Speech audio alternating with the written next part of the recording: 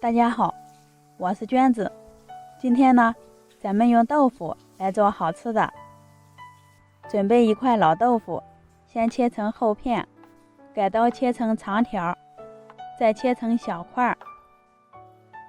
水开之后加一勺盐，入一下底味儿，倒入豆腐块。焯过水的豆腐能去除豆腥味儿，口感也变好了。约煮上2分钟，控水捞出来。接着在碗里打入3个鸡蛋，少加一点盐，倒入一点白醋，能去除鸡蛋的腥味儿。再加入220毫升的温水，把鸡蛋液充分的搅散。将搅好的鸡蛋液慢慢的倒进豆腐块里，搅拌均匀。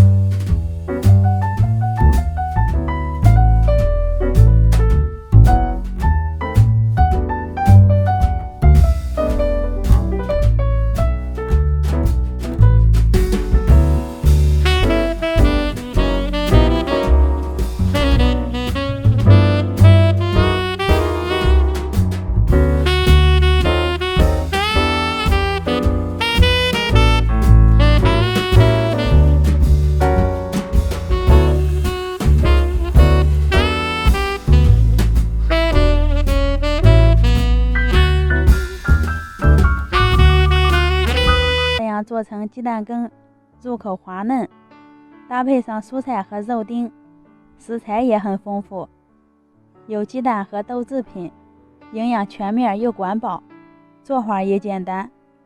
喜欢的朋友可以试一下。我们下期见。